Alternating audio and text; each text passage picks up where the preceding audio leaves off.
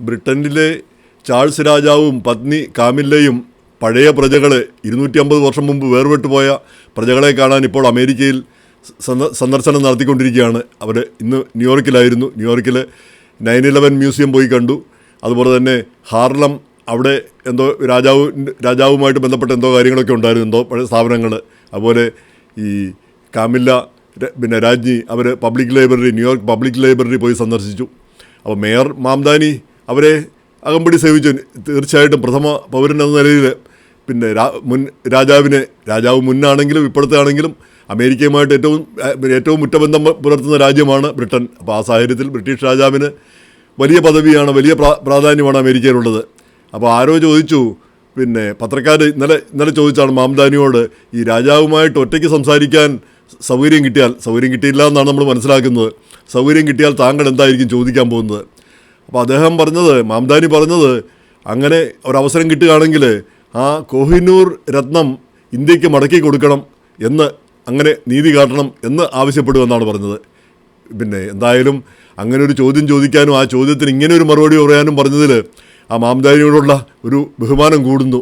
കാരണം ഇതുവരെ മാംദാനിയെപ്പറ്റി നമ്മളെല്ലാവരും, ഈ അമേരിക്കക്കാർ മുഴുവൻ വിചാരിച്ചിരിക്കുന്ന മാംദാനി ഒരു മുസ്ലിമാണ്. അതാണ് അങ്ങേരുടെ ഐഡൻറ്റിറ്റി, മുസ്ലിം. അതുപോലെ തന്നെ ഉഗാണ്ടയിൽ ജനിച്ചു. ഈ 2 ഐഡൻറ്റിറ്റി അല്ലാതെ വേറൊരു കാര്യം അമേരിക്കക്കാർക്ക് മിക്കവർക്കും അറിയില്ല. അദ്ദേഹം ഇന്ത്യക്കാരനാണെന്നുള്ള കാര്യം മറന്നു പോയിരിക്കുന്നു, മറച്ചു വയ്ക്കപ്പെട്ടിരിക്കുന്നു. അപ്പം ആ സാഹചര്യത്തിൽ അദ്ദേഹത്തിൻ്റെ ആ ഇന്ത്യൻനെസ്, ആ ഇന്ത്യക്കാരൻ, ഇന്ത്യ എന്നുള്ള ആ വികാരം നമ്മളെ എങ്ങനെയാണെങ്കിലും വിട്ടുപോകില്ല എന്നുള്ളതിൻ്റെ ഏറ്റവും നല്ല ഉദാഹരണമായിട്ട് എനിക്ക് തോന്നുന്നു അത് അങ്ങനെ ചോദിക്കുമെന്ന്. അപ്പോൾ അതിൽ എനിക്ക് ഈ കോഹിനൂർ നമുക്ക് കിട്ടുന്നതിനോട് എനിക്ക് യാതൊരു അഭിപ്രായവുമില്ല. അത് ഒന്നാമത്തെ കാര്യം.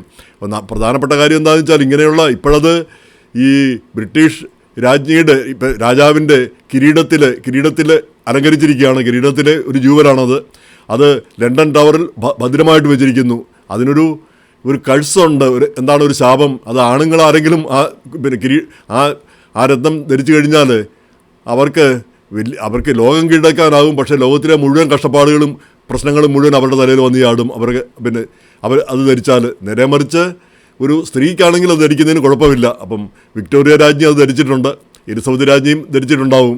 എന്തായാലും ചാൾസ് രാജാവ് ധരിക്കാനുള്ള സാധ്യതയൊന്നുമില്ല. അപ്പോൾ ആ കഴ്സ് അങ്ങനെ കിടക്കുന്നു.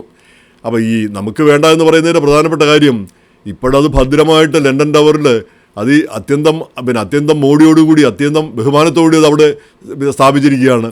ഇന്ത്യയിലേക്ക് കിട്ടിയാൽ നമ്മൾ എന്തോ ചെയ്യും? ഡൽഹിയിലെ ഏതെങ്കിലും ഗോഡൗണിൽ കൊണ്ടുപോയി അവിടെ ഇട്ടേക്കും, അത്ര തന്നെ. ഈ ഓസ്ട്രേലിയയിൽ നിന്നോ മറ്റോ ഏതോ ബിംബങ്ങൾ ഈ ഇതുപോലെ കൊണ്ടുപോയതിൻ്റെ കാര്യം ഞാൻ ഓർക്കുന്നു. അവിടെ വളരെ വളരെ പ്രമാദമായിട്ട് ഇന്ത്യ ഗവൺമെൻറ് വളരെ വിഷമിച്ച് കേസൊക്കെ നടത്തിയോ മറ്റാണ് കൊണ്ടുപോയത്. അത് കൊണ്ടുപോയിട്ട് അവിടെ എവിടെയോ കൊണ്ടുപോയിട്ടു എന്നാണ് പിന്നീട് വായിച്ചത്. എവിടെയോ കൊണ്ടുപോയി ഏതോ ഗോഡൗണിൽ കൊണ്ടുപോയി തട്ടി. വാസ്തവം പറഞ്ഞാൽ എത്രയോ സങ്കടകരമായ കാര്യമാണ് നമ്മുടെ ഇന്ത്യയിൽ ഈ ഓരോ സ്ഥലത്ത് ചെല്ലുമ്പോഴും, ആഗ്രായിൽ ചെല്ലുമ്പോഴും, ഫത്തേപൂർ സിക്രിയിൽ ചെല്ലുമ്പോഴും, അല്ലെ അതുപോലെ ഉള്ള സ്ഥലങ്ങളിൽ തഞ്ചാവൂരിൽ ചെല്ലുമ്പോഴും എത്രയോ കലാസൃഷ്ടികളും അതുപോലെ തന്നെ എത്രയോ ആർക്കിടെക്ചറൽ അങ്ങനെയുള്ള ആ ലോകോത്തര വിശ്വോത്തര സൃഷ്ടികളെല്ലാം അവിടെയുണ്ട്. ഒക്കെ അനാഥമായിട്ട് കിടക്കുന്നു, ആരോരും നോക്കാനില്ലാതെ. ഒന്നും മഞ്ഞും മഴയും വെയിലും ഏറ്റ് അങ്ങനെ നശിച്ചുകൊണ്ടിരിക്കുന്നു. നേരെമറിച്ച് ഈ പാശ്ചാത്യ രാജ്യങ്ങളിൽ നമുക്കറിയാം, ഈ ഓരോ കത്തീഡ്രലുകൾ പോലും അവിടെ ചെന്ന് കഴിയുമ്പോഴറിയാം, അതുപോലും അതിൽ വലിയ ചിത്രപ്പണികളും വലിയ കൊത്തുപണികളും അതുപോലെ തന്നെ വലിയ പ്രതിമകളും എല്ലാം ഉണ്ട്. അവയെല്ലാം ഇപ്പം മ്യൂസിയമായി മാറി. പൈസ കൊടുത്താണ് ആളുകൾ ആ പള്ളിക്കകത്ത് കയറുന്നത്. പഴയ കത്തീഡ്രലുകളിൽ ഈ ആരാധന നടത്താൻ വേറെ സ്ഥലമുണ്ട്, ഇത് പൈസ മേടിക്കുന്നൊരു സ്ഥലമായി. അത് പൈസ മേടിച്ചാലും അവയെല്ലാം ഭംഗിയായിട്ട് പ്രിസർവ് ചെയ്യുന്നു, സംരക്ഷിക്കുന്നു എന്നുള്ളതാണ് പ്രധാനപ്പെട്ട കാര്യം. നമുക്കതിനേക്കാൾ എത്രയോ വലിയ വലിയ കാര്യങ്ങളാണ് ഇന്ത്യയിലുള്ളത്. ഇന്ത്യയുടെ 4/1 ഈ മറ്റേതെങ്കിലും രാജ്യത്തുണ്ടോ എന്ന് ഞാൻ അതിശയിച്ച് പോയിട്ടുണ്ട് ഇത് ഓരോന്ന് കാണുമ്പോഴത്തേക്ക്. പക്ഷേ നമ്മളതൊന്നും സംരക്ഷിക്കാറില്ല.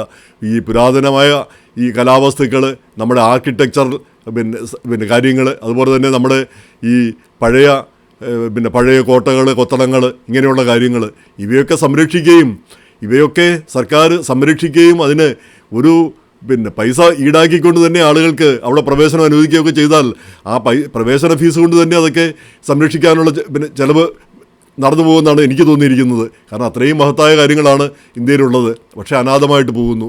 വളരെ സങ്കടകരമായൊരു കാര്യം. അത് ഇങ്ങനെയുള്ള കാര്യങ്ങൾ ഈ പുരാവസ്തു സംരക്ഷണത്തിൽ നമുക്ക് യാതൊരു താല്പര്യമില്ല. ആർട്ട് ഈ കല, ഇങ്ങനെയുള്ള കാര്യങ്ങളിൽ അതിനൊരു മാറ്റം അത്യാവശ്യമാണെന്ന് തോന്നുന്നു. അപ്പോൾ ഇത് തുടങ്ങേണ്ട ഒരു സമയമാണ്. അപ്പം ഏതായാലും കോഹിനൂർ അവിടെ തന്നെ ഇരിക്കട്ടെ. എന്ന് മാത്രമല്ല, ഈ കോഹിനൂരിൻ്റെ അവകാശി ഇന്ത്യക്കാരാണോ എന്നുള്ളതിനെപ്പറ്റിയും തർക്കമുണ്ട്. ഈ 2018 ഇന്ത്യയുടെ സുപ്രീം കോടതി വിധിച്ചത് ഈ കോഹിനൂർ ബ്രിട്ടീഷുകാർ തട്ടിക്കൊണ്ടുപോയതോ മോഷിച്ചതൊന്നുമല്ല, അത് അവർക്ക് കൊടുത്തതാണ് എന്നാണ് പറഞ്ഞിരിക്കുന്നത്, വിധിയിൽ വന്നിരിക്കുന്നത്. അതിൻ്റെ പിന്നെ ലേറ്റസ്റ്റ് ചരിത്രം എന്താണെന്ന് ചോദിച്ചാൽ, ഈ പഞ്ചാബ് ഭരിച്ചിരുന്ന അദ്ദേഹത്തിൻ്റെ തലസ്ഥാനം ലാഹോർ ആയിരുന്നു, ഇപ്പോൾ പാകിസ്ഥാനിലാണ്. രാജ രഞ്ജിത് സിംഗ് അദ്ദേഹം മരിച്ചതിന് ശേഷം അദ്ദേഹത്തിൻ്റെ അവകാശികൾ എന്തോ 10 വയസ്സുള്ള ഒരു മകനോ മറ്റോ ആണ്, അവരെ ഭീഷണിപ്പെടുത്തി ഈ പഞ്ചാബും അതുപോലെ തന്നെ ഈ കോഹിനൂർ രത്നവും ബ്രിട്ടീഷുകാർ കൈക്കലാക്കി. 1849 മറ്റാണെന്ന് തോന്നുന്നു, അങ്ങനെ കൈക്കലാക്കി. പിന്നീട് അത് 1851 ബ്രിട്ടനിലേക്ക് കൊണ്ടുപോയി. അവിടെ ചെന്നപ്പോൾ അതിൻ്റെ അതിന് ശോഭ പോരാ എന്ന് പറഞ്ഞ പ്രിൻസ് ആൽബർട്ട്, വിക്ടോറിയ രാജ്ഞിയുടെ ഭർത്താവ്, അവരാണ് അത് വീണ്ടും അതൊന്ന് പോളിഷ് ചെയ്യാനും കട്ട് ചെയ്യാനായിട്ട് കൊടുക്കുന്നത്. അങ്ങനെ അത് കട്ട് ചെയ്താണ് കുറച്ചുകൂടെ മനോഹരമായ ഒരു സൃഷ്ടിയായി മാറുന്നത്. അതിനുശേഷം പിന്നെ അത് ഇന്ത്യ കണ്ടിട്ടില്ല. അപ്പം ലാഹോറിലായിരുന്നു അത്. ലാഹോർ എന്ന് പറയുമ്പോൾ പാകിസ്ഥാനിലാണ്. അപ്പോൾ പാകിസ്ഥാൻ അവകാശം പറയുന്നു, അത് ഞങ്ങളുടേതാണെന്നാണ് അവർ പറയുന്നത്, അവർക്ക് വേണമെന്നാണ് അവർ പറയുന്നത്. പിന്നെ അഫ്ഗാനിസ്ഥാനും പറയുന്നത് അവിടെ ഈ ഷൂജ ദുറാനി എന്ന് പറഞ്ഞ മറ്റോ ഒരു പ്രിൻസ് ഉണ്ടായിരുന്നു അവിടെ. അയാളുടെ മെമ്മോയറിൽ, അയാളുടെ സ്മരണികയിൽ, ഓർമ്മക്കുറിപ്പിൽ, ആത്മകഥയിൽ എഴുതി വെച്ചിട്ടുണ്ട് ഈ രത്നം അയാളുടെ കയ്യിലായിരുന്നു. അത് രഞ്ജിത് സിംഗ് ഈ ദുറാനിയുടെ മകനെ പീഡിപ്പിച്ച് അയാളുടെ മുന്നിൽ വെച്ച് പീഡിപ്പിക്കുകയാണ് ചെയ്യുന്നത്. ആ പീഡനം ഒഴിവാക്കാൻ വേണ്ടി ഈ രത്നം രഞ്ജിത് സിംഗിന് കൈമാറുകയാണ് ചെയ്തത്. അങ്ങനെയാണ് അയാളുടെ മെമ്മോയറിൽ പറഞ്ഞിരിക്കുന്നത്. അപ്പോൾ അതുകൊണ്ട് ആ രത്നം അഫ്ഗാൻകാരുടേതാണെന്നാണ് അവർ അവകാശപ്പെടുന്നത്. അപ്പോൾ ഇങ്ങനെ പല അവകാശവാദങ്ങളുണ്ട്. എന്തായാലും നമ്മുടെ അവകാശവാദം പറഞ്ഞ് നമുക്കവിടെ കിട്ടിയാൽ കൂടി അതുകൊണ്ട് വലിയ കാര്യമില്ല എന്നുള്ളതാണ് സത്യമായിട്ടുള്ളൊരു കാര്യം. ഏതെങ്കിലും ഗോഡൗണിൽ ആരുടെയെങ്കിലും എവിടെയെങ്കിലും കിടക്കും, അത്ര തന്നെ. ആരും അതിനർഹമായൊരു വിലയോ മാന്യതയോ കൽപ്പിക്കുകയും ചെയ്യുകയില്ല. ഇതാണ് സങ്കടകരമായൊരു കാര്യം. നമ്മുടെ ഈ പരമ്പരാഗത സ്ഥലങ്ങളൊക്കെ പോയി കാണുമ്പോൾ ഇത് നമുക്ക് വളരെ വ്യക്തമായിട്ട് മനസ്സിലാവും. നമ്മളത് സംരക്ഷിക്കുകയില്ല, സൂക്ഷിക്കുകയില്ല, അതിൻ്റെ പ്രാധാന്യം മനസ്സിലാക്കുകയില്ല. വരുംകാല തലമുറകൾക്ക് എല്ലാം അവയ്ക്ക് വേണ്ടി തുറന്നു വെച്ച് കൊടുക്കേണ്ട കാര്യങ്ങളാണ്, പക്ഷേ സംരക്ഷിക്കേണ്ട കാര്യങ്ങളാണ് നമ്മളത് ചെയ്യാറില്ല. ഇനി ഇതോടൊപ്പം തന്നെ രാജാവിൻ്റെ അമേരിക്ക സന്ദർശനം. അപ്പോൾ വൈറ്റ് ഹൗസിൽ ഡിന്നറുണ്ടായിരുന്നു. വൈറ്റ് ഹൗസിലെ ഡിന്നറിൽ വെച്ച് ഈ പ്രസിഡന്റ് ട്രംപ് പറഞ്ഞത് അദ്ദേഹത്തിൻ്റെ അമ്മയ്ക്ക് ഈ രാജാവിനോട് വലിയ താല്പര്യമായിരുന്നു. ചെറുപ്പത്തിൽ രാജാവ് വളരെ ക്യൂട്ടായിരുന്നു. ക്രഷ് എന്നൊരു വേർഡ് ഉപയോഗിച്ചത് അത് മനസ്സിലാവുന്നില്ല. ക്രഷ് എന്ന് പറഞ്ഞാൽ ട്രംപിനേക്കാൾ 2 വയസ്സ് പ്രായം കുറവാണ് ഈ രാജാവിന്. അപ്പോൾ ക്രഷ് എന്ന് നമ്മൾ ഉദ്ദേശിക്കുന്ന ഒരു അമിതമായ ഒരു താല്പര്യം ആ രീതി കാണിക്കുന്നതിന് വേണ്ടിയിട്ടാണ് ഇതിപ്പം. ഒരു ചെറിയ പയ്യനോട് അത്രമാത്രം താല്പര്യം, കാരണം രാജാവാണല്ലോ. അവർ സ്കോട്ട്ലൻഡുകാരിയായിരുന്നു ട്രംപിൻ്റെ അമ്മ. അതുപോലെ തന്നെ നേരെ മറിച്ച് പിതാവ് ജർമ്മൻകാരനും. അവരുടെ വിവാഹം 63 വർഷം നിലനിന്നു.